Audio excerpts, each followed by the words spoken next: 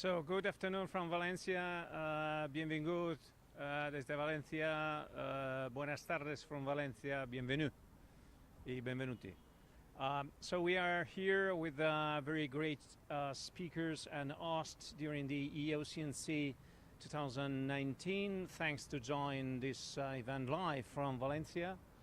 To Panigiotis, Demestichas of 5G EVE and 5G tools. Maria Guta from ESA, European Space Agency, and Darko Ratkaj from EBU Eurovision. Thank you so much. So we are here just to explain for a while live the importance of this conference, the importance of 5G. So my first question is to Maria about the evidence of the integration of 5G with the satellite. Maria.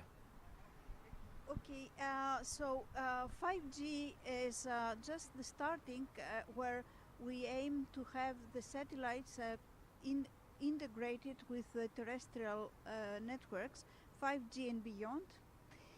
The evidence is, you asked me evidence, is that there are a lot of projects inside exhibiting that they use also satellite links.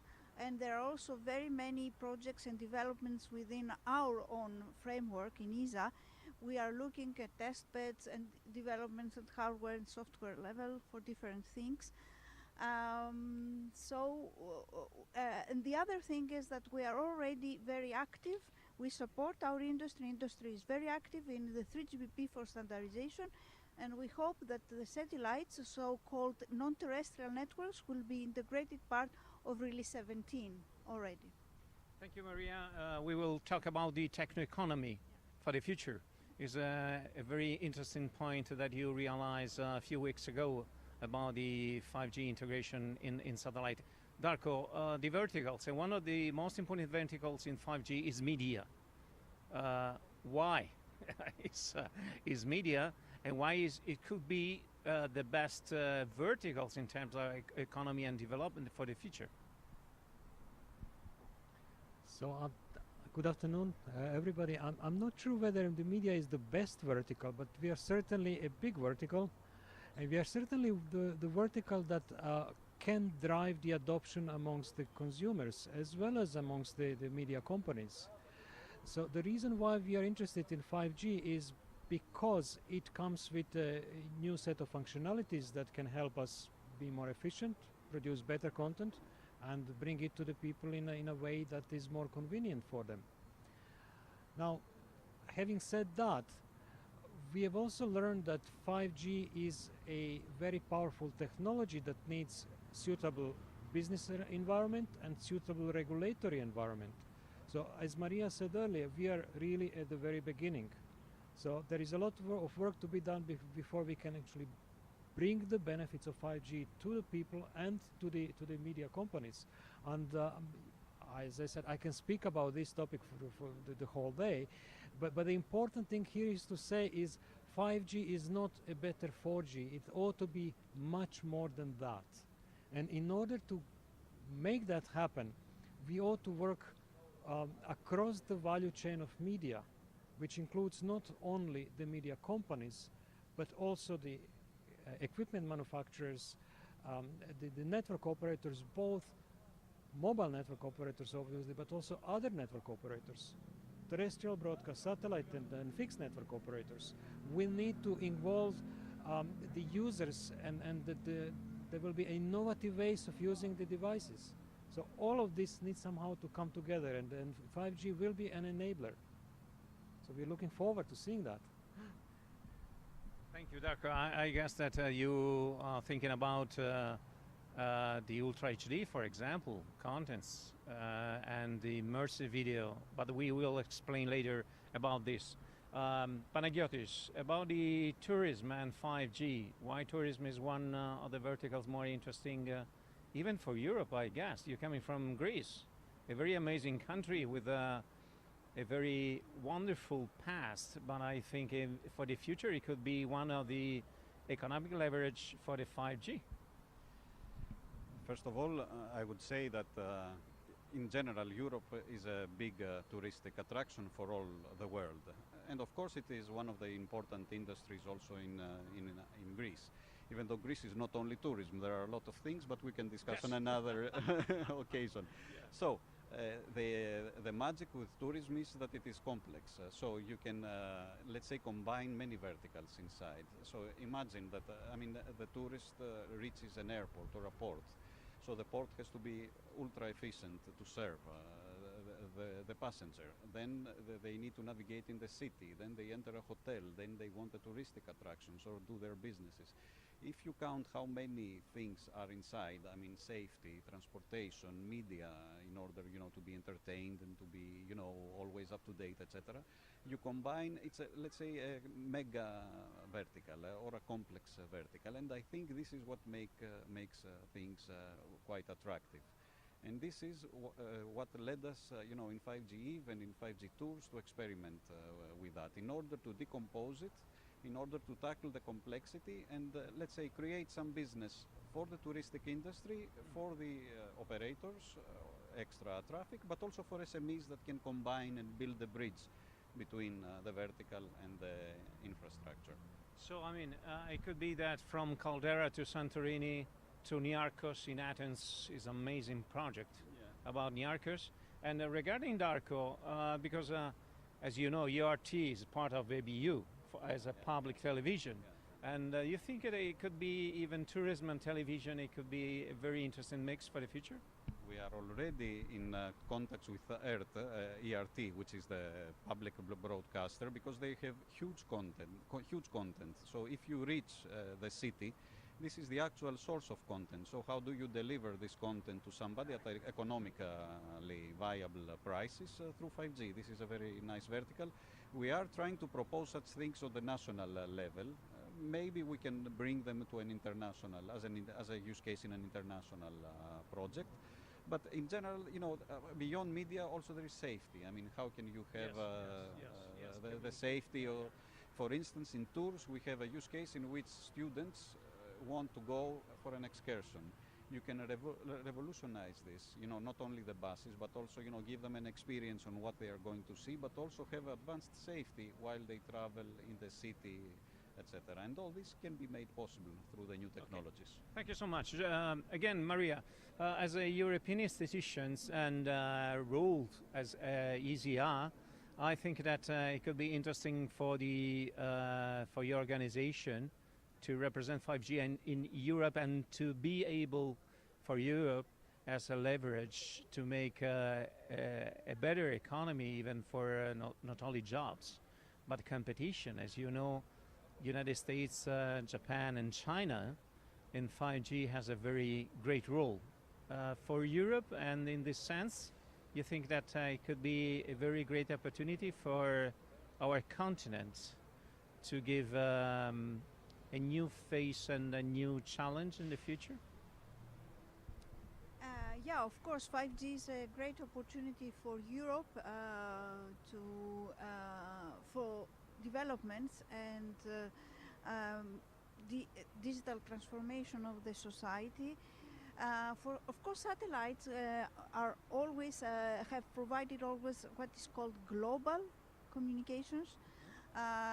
With the advent of new satellites like constellations, mega constellations, all areas of the globe will be covered, so Arctic and unreached regions. So satellites try to complement what other networks can do. So we try to harmonize our development, so we work all together, right, for the same scope and objectives. We also collaborate with the European Commission. It's not that we have a standalone roadmap. Everything is harmonized to go for the accomplishment of the 5G action plan in Europe.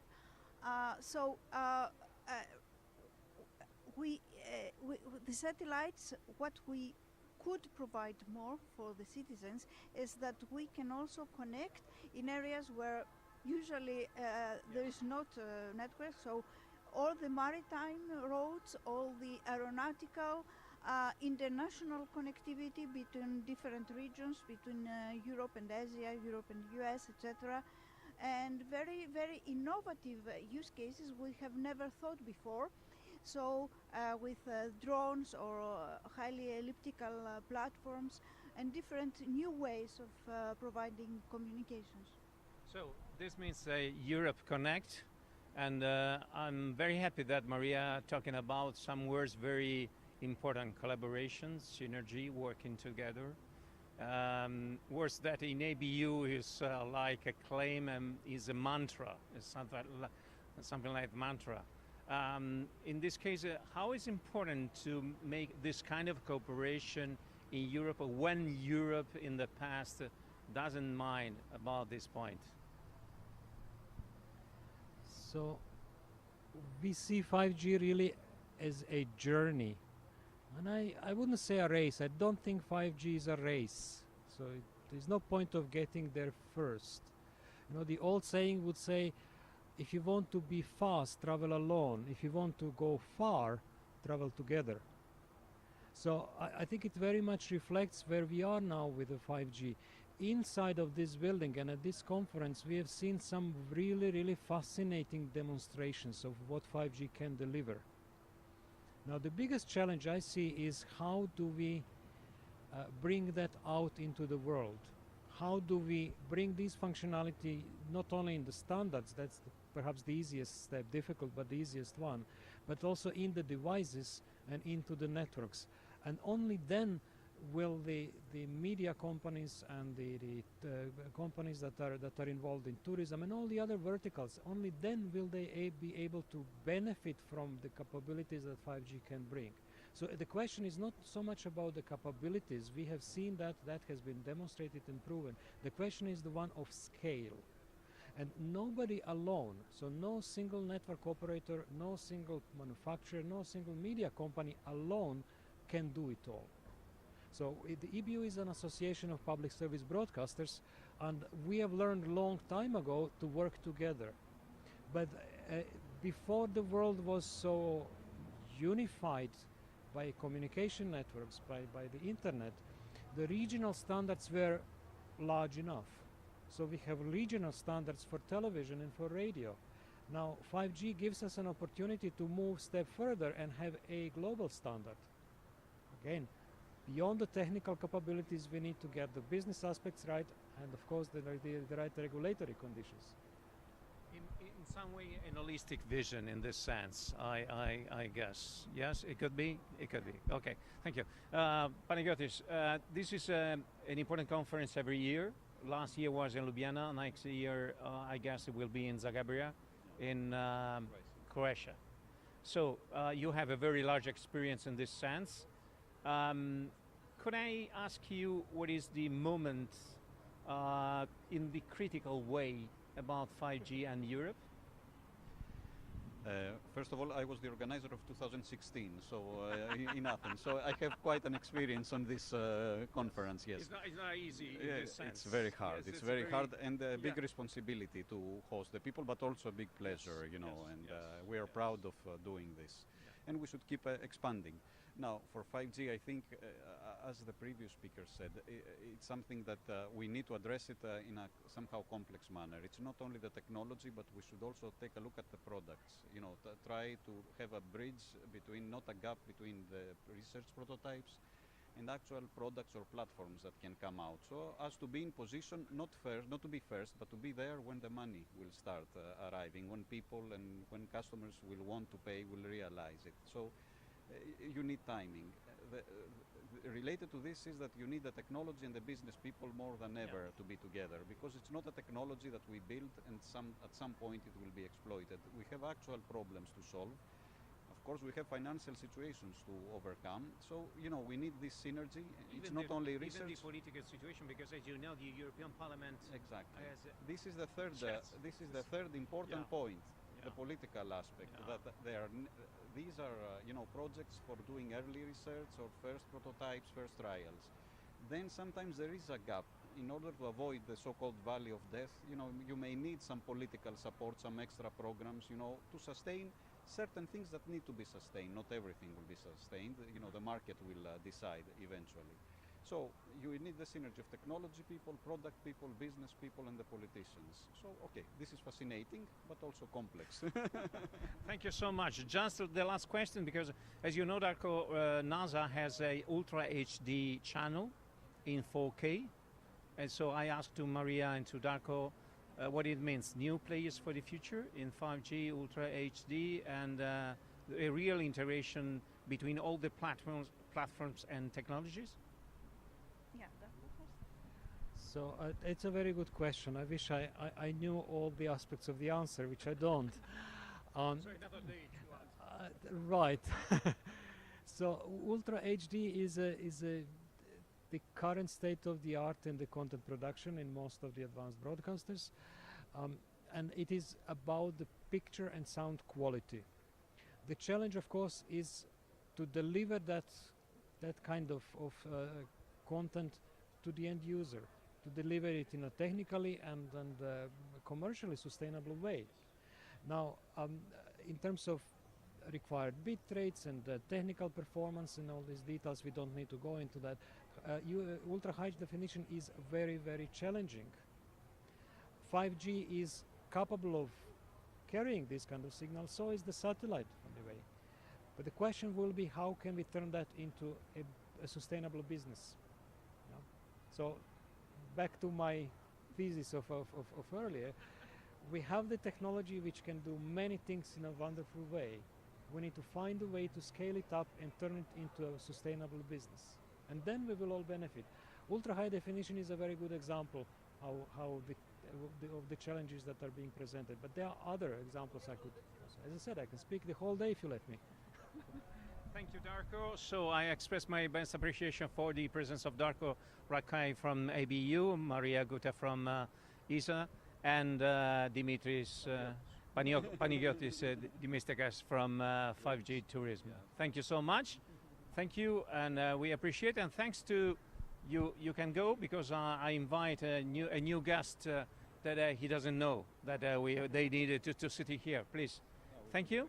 And I want to express our thanks to BTV and MOG, please, for the connect. Gino, come on, just to wait about one of the projects that are being in the EuCnC.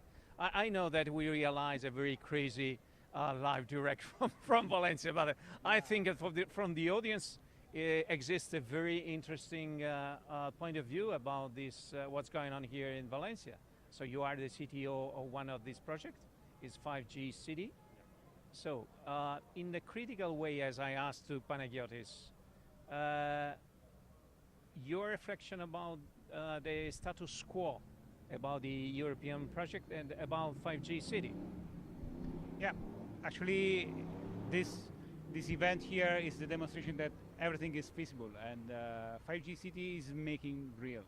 And what you have done now with this interview with guests, we all as a team have done this. Actually, is the realization of an initial concept and dream about the 5G neutral host. Behind the camera there is and in fact, Andrea, actually, for example, is smiling this moment because yeah, you know, from Antonio MEETv, Garcia, for example, which provided us actually the bearing elements, Yeah. so the small cells. And then there are elements in the data center in the 5G city Valencia, because we managed in the end of the day to deploy a 5G city here in Valencia for EuCnC. And that's actually the key point, the key message from this interview. So we managed to bring together the broadcasters like BTV, the MOG guys who developed basically from Portugal media elements which allowed us to go on YouTube now with this live direct and streaming. And all the team here has worked towards the realization of this platform, which is the technical enabler for all of these things. So in the end of the day, 5G is way more than the radio. We demonstrated that we need also the verticals, we need exactly the broadcasters if we want to do media, and then this will bring the ideas all around and new services. So this is one new service we are now here deploying. in Valencia more media than natural host. We have both. and we have the media playing with the neutral host, and that's the amusement and the exciting thing of these days. What is the importance about the neutral host on 5G?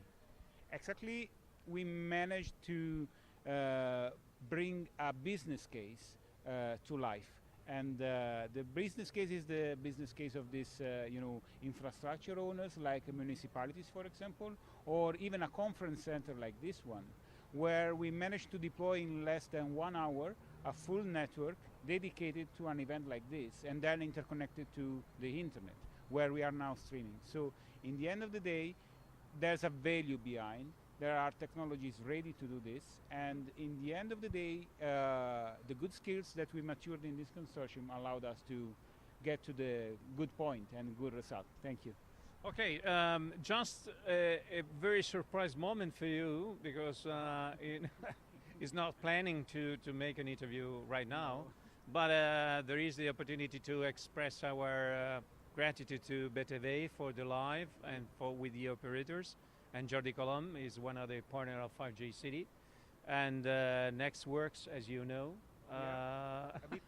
and Accelerant. In the other sense, just to remind you, another live at 1 p.m. tomorrow with very distinguished speakers.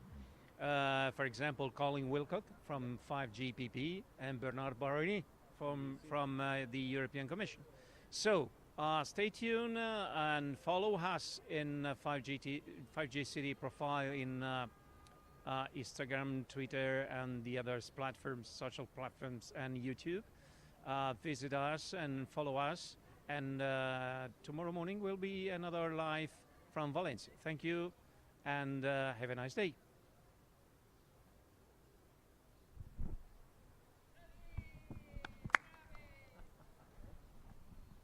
Con la sorpresa finale sempre.